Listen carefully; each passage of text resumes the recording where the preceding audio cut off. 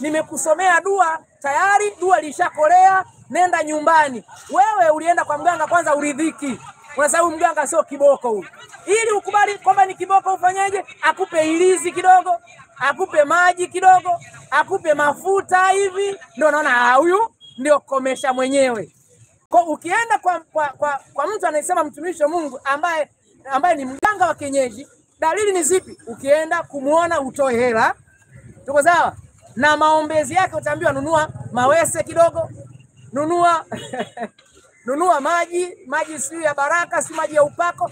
Yote hayo ni uganga wa kienyeji. Kwa hiyo dalili rahisi, lakini vile vile maisha yao mara nyingi yanakuwa sio maisha safi. Maombezi yao yanaenda nje ya kanuni ya maandiko. Yesu amesema mtaomba kwa jina langu, Yohana 14:13, Yohana 16:23, lakini wengine wanaomba wanavyojua wenyewe. Na watu kwa sababu wanapenda kudanganywa, wengi hawapendi kusikia ukweli. Wanaenda kwa hao walio waongo, na walio wa kweli mara nyingi huachwa. Isaya sura 30 mstari wa 9, utaona hata Isaya aliwahi kukumbana na mambo ya namna hiyo. Watu walimfuata wakamwambia nini? Maana watu wao ni watu waasi, watoto wasema uongo, watoto wasiotaka kuisikia sheria ya Bwana. Wawaambiao waonaji msione, na manabii msitoe unabii wa mambo ya haki. Tuambieni maneno laini. Wanataka waambie maneno laini kwamba mbinguni unaenda wakati ni mbakaji. Anataka ambiwe wewe unaenda Ulaya tu, wewe unafanikiwa, unainuliwa, wakati ni lizinzi limechukua mume wa mtu. Hakuna mafanikio ya namna hiyo. Anasema tuambieni maneno laini, hubirini maneno ya danganya. Watu wengi wanapenda kuambiwa uongo. Na kwa sababu wanapenda kuambiwa uongo, waongo wapo. Kwa hiyo roho huwa zina namna fulani ya kuconnect. Muongo anapenda kuambiwa uongo, atakutana na muongo mwenzake, atakaa hapo, watapatana, ataambiwa uongo mpaka astuke. Akistuka yuko motoni, ndio kashtukia yuko jehanamu, mwanatokota, alafu hakuna namna tena ya kutoka huko milele na milele. Nadhani nitakuwa nimejibu. Au kuna swali? Kufanya addition. Okay, karibu sana. Asante mtumishi wa Mungu, asante kwa ujumbe mzuri ambao umetupatia. Lakini kutokana na swali ambalo limeulizwa, tunawatambuaje manabii wa uongo na namna ambavyo mtumishi wa Mungu aliweza kufanua, nataka ni cha Ezekieli sura ya 13, nitaanza na ule mstari wa 17, tutaendelea mpaka pale 20. Neno la Mungu linasema hivi: na wewe mwanadamu, kaza uso wako juu ya binti za watu wako, watabirio kwa akili zao wenyewe, ukatabiri juu yao. Kumbe wale manabii wapo wanaotabiri kwa kutumia akili zao. Sasa nabii Ezekieli anaambiwa akawaambie kwamba akawaambie binti za watu wako watabirio kwa akili zao wenyewe, utabiri juu yao.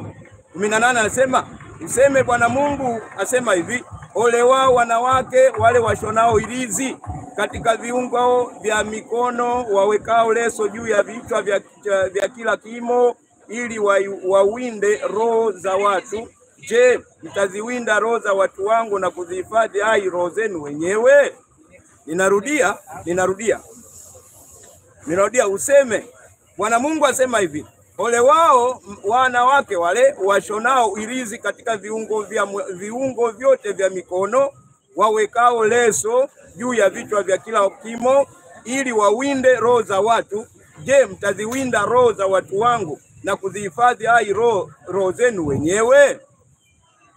Kwa ilizi ni kile kitu ambacho mtu anapewa akiamini kina ulinzi katika maisha yake yote, kina ulinzi kwenye nyumba yake, kina ulinzi kwenye biashara zake, kuna ulinzi kwa familia yake. Kile kitu ambacho amekiamini kinamlinda, hicho kinaitwa ilizi. Leo hii kuna ilizi za kidigitali.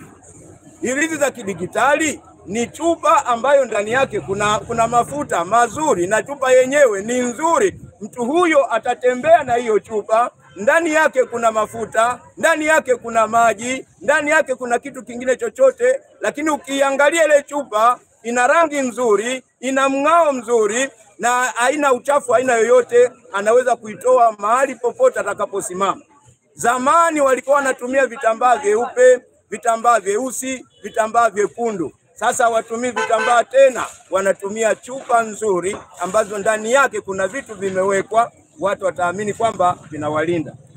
Mstari wa 19 anasema, nanyi mmeninajisi kati ya watu wangu kwa ajili ya makonzi ya shairi na vipande vya mkate, ili kuzuia roho za watu ambao haiwapasi kufa na kuzihifadhi roho za watu ambao haiwapasi kuwa hai, kwa kuwaambia uongo watu wangu wasikilizao uongo.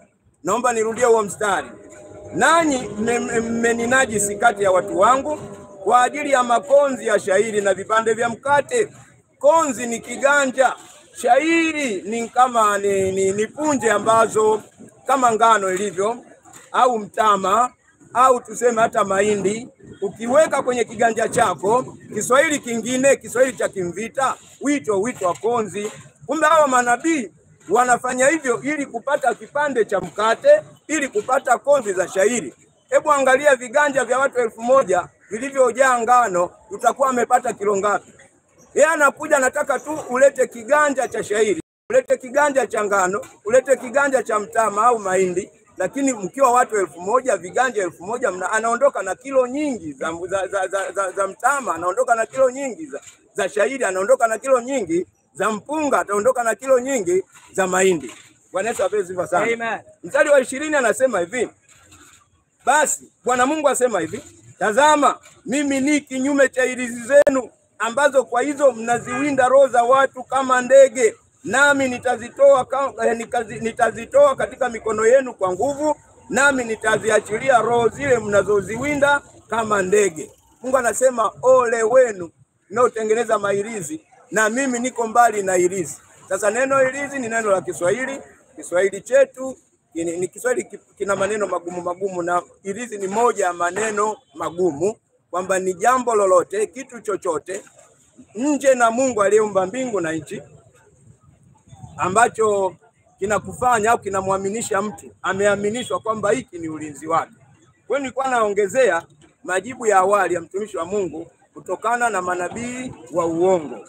Manabii wa uongo tunawatambua kwa mambo kama hayo. Mungu wetu ametuachia jina tu la Yesu, hajatuachia visaidizi, hajatuachia vifaa vya kiroho.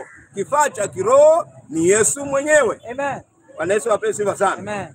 Lakini kulikuwa na swali jingine limeulizwa hapa. Naomba nikalijibu hili swali pia. Muulizaji anasema, tangu amekuwa na umri wa kuanza kutambua au uelewa, sasa hivi ana miaka 40 kasoro kidogo, anasikia tu Yesu anarudi, Yesu atarudi, Yesu atarudi. Je, huyu Yesu atarudi lini? Nenda tukajibu kupitia kitabu cha pili cha Petro sura ya 3 kuanzia mstari wa 3. Kuanzia mstari wa 3. Swali hili lilikwisha ulizwa. Maswali yote yanayoulizwa leo kwa habari ya Yesu Kristo sio mapya. Ni maswali ambayo yamerudiwa kuulizwa. Sasa Petro wapo, maswali yalikuwepo. Sura ya 3 aya 3, waraka wa pili wa Mtume Petro kwa watu wote.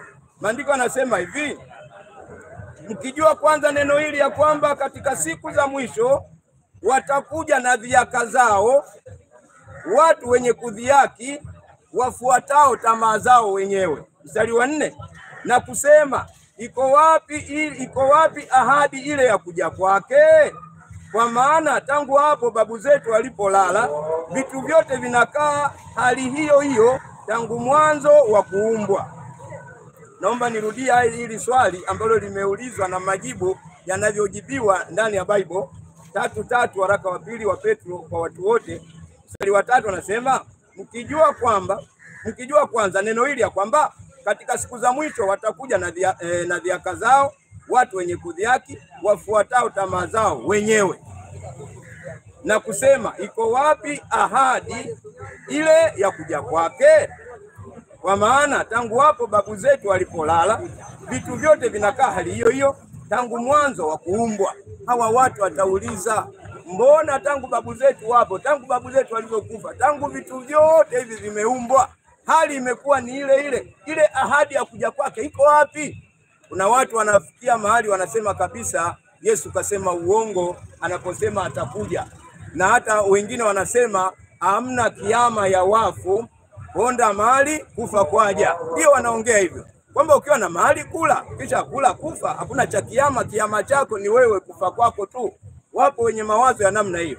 Lakini mstari wa 5 anasema hivi, mstari wa 5 anasema, maana ufumba macho yao wasione neno hili, ya kuwa zilikuweko mbingu tangu zamani, na nchi pia imefanyizwa kutoka katika maji na ndani ya maji kwa neno la Mungu. Mstari wa 6, kwa hayo dunia ile ya wakati ule iligarikishwa na maji ikaangamia. Mstari wa 7, lakini mbingu za sasa na nchi zimewekwa akiba kwa moto kwa neno lilo hilo, zikilindwa hata siku ya hukumu na kuangamia kwao wanadamu wasiomcha Mungu. Vitu hivi vimewekwa mpaka wakati ule wa kiyama, wakati ule wa hukumu utakapokuja. Biblia hapa inatuambia ya kwamba nyakati zile za nyuma Mungu aligarikisha dunia, aligarikisha yote, aliondoa kila kitu. Na ni kweli, ni historia ambayo watu wengi wanaitambua, historia ya Nuhu.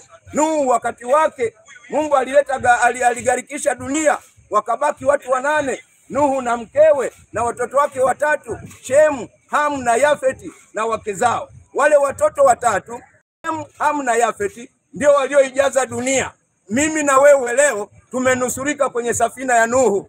Sisi ni watoto kwa bara la Afrika na Asia, ni watoto wa Hamu. Huyu Hamu alizaa mtoto anaitwa Putu, ambaye ndio nchi ya Libya. Alizaa mtoto ilipatikana ile nchi ya Ethiopia. Alizaa mtoto akaitwa Misri, akaujenga mji ukaitwa kwa jina lake Misri, na ndio jina ambalo alijapotea mpaka leo. Nchi hiyo hipo ikiitwa kwa jina la yule mtoto mjukuu wa Nuhu aliyezaliwa na Hamu, kwa mujibu wa Biblia, Mwanzo sura ya 10 mpaka sura ya 11 kwenye vizazi vyao. Ukienda kusoma utapata. Sasa anayeuliza ya kwamba ule ahadi ya kuja kwake iko wapi, anakumbushwa kwanza ndile tukio ambalo Mungu aliliweka la kuangamiza kwa ile dunia. Mstari wa 8 anasema, lakini wapenzi, msisahau neno hili kwamba kwa Bwana siku moja ni kama miaka 1000 na miaka 1000 ni kama siku moja. Hesabu ya Mungu kwa miaka yako wewe unapohesabu 1000, Mungu kwake yeye ni siku moja. Naomba nirudie. Lakini wapenzi, msisahau neno hili kwamba kwa Bwana siku moja ni kama miaka 1000 na miaka 1000 ni kama siku moja. Kwa mfano, leo tunaongea ni miaka 2025 baada ya Kristo Yesu. Hii kalenda yetu hii imeanza hesabu ya 1 mpaka 2025, ni ujio wa Yesu Kristo. Baada ya Yesu Kristo kuja, hesabu hizi ndio tunazipata hapa. Sasa kwa maneno haya ambayo miaka 1000 ni sawa na siku moja kwa Mungu, siku moja ni sawa na miaka 1000 kwangu mimi. Maana yake Yesu tangu amekuja na kupaa ana siku 2 tu. Tangu ujio wa Yesu mpaka kupaa siku zake ni 2 tu. Maana miaka 1000 kwa Mungu ni siku moja, kwa tu sisi miaka 1000. Nikihesabu 1, 2, 3 mpaka 1000 naona ni nyingi sana, kwa Mungu ni siku moja.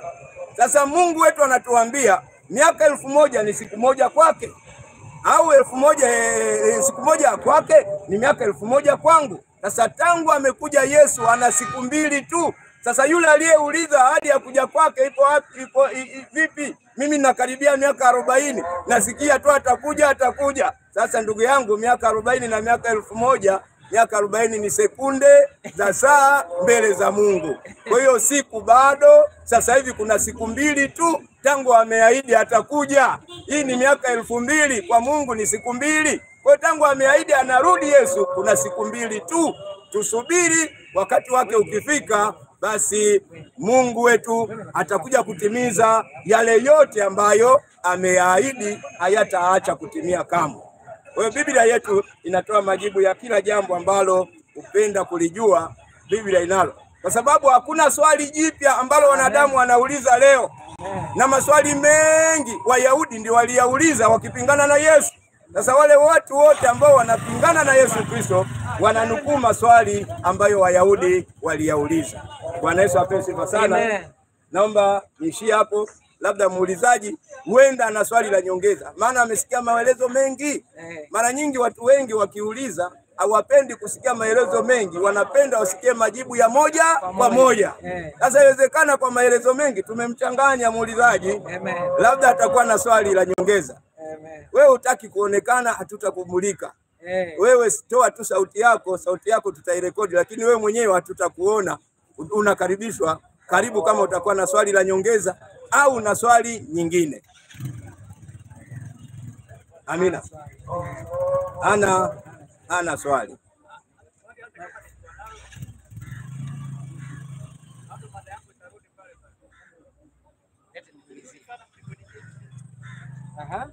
Usimulike.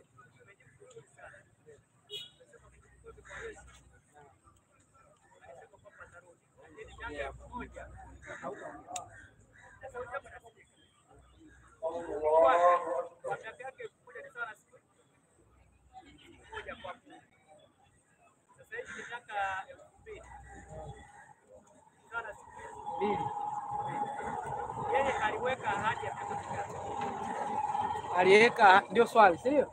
Aliweka ahadi ya miaka mingapi? Amina. Nirudie swali hilo watazamaji walisikia. Okay, walisikia swali lake. Muulizaji anauliza, aliyeuliza mwanzo amejibiwa, ameelewa kwamba maandiko anasema miaka 1000 ni siku moja kwa Mungu. Na tangu Yesu ameahidi kurudi kuna siku 2 tu, maana hii ni miaka 2025. Sasa je, aliahidi kwa miaka mingapi ndipo arudi? Hebu kwanza tuendelee na andiko hili. Tuendelee na mstari ule wa 9. Mstari wa 9 nasema, Bwana hakawii kuitimiza ahadi yake. Bwana hakawii kuitimiza ahadi yake kama wengine wanavyodhani kukawia, bali uvumilia kwenu, maana hapendi mtu yoyote apotee, bali waifikirie toba. Lakini siku ya Bwana itakuja kama mwivi, yani mwizi. Katika siku hiyo mbingu zitatoweka kwa mshindo mkuu, na viumbe vya asili vitaunguzwa na kufunuliwa, na nchi na kazi zilizomo ndani yake zitateketea. Naomba nirudie majibu ya swali, maana muulizaji anauliza Yesu huyo aliahidi sasa hivi ni siku 2 tu tangu amekuja. Mstari wa 9 anasema Bwana hakawii kutimiza ahadi yake kama wengine wanavyokudhani kukawia, bali uvumilia kwenu, maana hapendi mtu yoyote apotee, bali wote waifikirie toba. Kwa Mungu ameacha nafasi ya mwenye dhambi atubu dhambi yake, ili atakapokuja hakute watu wameshatubu aende nao mbinguni. Kama watu hawataki kutubu, basi tutaona kuchelewa kwa hukumu, kwa sababu Mungu anasubiri watu wafanye toba. Na ndiyo maana kwenye maisha ya kawaida ya binadamu wana neno wanalolisema, mbona waovu wanaishi miaka mingi kuliko wema? Nadhani muulizaji uliwahi kusikia hilo swali, na wengine wanaotusikiliza hapo wamewahi kusikia swali hilo. Kwa nini mwema anakufa haraka kuliko muovu? Wanaona watu wanaishi maisha mabaya, dhambi nyingi wanazitenda, wanapata mali kwa kudhulumu watu, wengine wanaroga, wengine wananyang'anya, wanatapeli, lakini utakuta mtu huyo ana miaka 80, 90 mpaka 100. Lakini Mungu anasema anamwacha mtu huyo, anampa nafasi ili aweze kuifikiria toba, maana hapendi mwenye dhambi afe na dhambi zake. Mungu hataki mwenye dhambi afe na dhambi zake, isipokuwa anamwachia nafasi. Tunapokuja hapa, ndugu zangu, tunapokuja kama hivi, tunaeleza habari za Yesu Kristo. Lengo ni kwamba kuwaelekeza utaratibu ambao Mungu anautaka, ili usife ukiwa na dhambi zako. Ukimwendea Yesu leo unapata msamaha wa dhambi zako. Kiama kikiwa leo una uhakika wa mbinguni. Kuna watu wanaabudu, ukiwauliza kama leo ni kiama unaenda mbinguni, anasema anajua Mwenyezi Mungu, yeye hajui. Lakini huyo ndio anayefanya madhambi, kwa dhambi zake anajua. Huyo ndio anayejua hajatenda dhambi. Sasa kwa nini asijua anaenda mbinguni kama leo ni kiama? Ni kwa sababu ndani yake hakuna roho wa Mungu atakayemsaidia kutambua maisha matakatifu anayoyaishi yamekubalika na Mungu. Kwa hiyo ndugu yangu, hajasema miaka miwili, hajasema miaka mitano, lakini Biblia inasema hakawii. Sasa neno hakawii sio kwa hesabu yangu na ya kwako ya miaka 2000. Miaka 2000 kwangu mimi amekawia, si ndio? Lakini kwake hakawii. Je, siku 3, siku 4, siku 5? Kama siku 10 basi piga mara 1000. Bwana Yesu asifiwe sana. Kwa hiyo Mungu wetu hakawii na hajataja idadi ya miaka kwamba baada ya miaka fulani ninakuja. Amenipa nafasi, amekupa nafasi ufanye toba ili ufikie mbingu. Amina. Bwana Yesu asifiwe sana. Kama umeridhika na swali au kuna swali jingine, tunakuruhusu pia kabla hatujaenda kwenye somo jingine. Tutakuwa na somo jingine na kila somo tutaruhusu mwenye swali aulize swali lake. Hiyo ni nzuri zaidi. Maswali yanafundisha. Hata Bwana Yesu alipokuwa na wanafunzi wake, akitoka kwenye mikutano ya hadhara wakiwa na wanafunzi walikuwa wanamuuliza maswali. Amina. Bwana Yesu asifiwe sana. Sasa naona hakuna swali. Tumishi,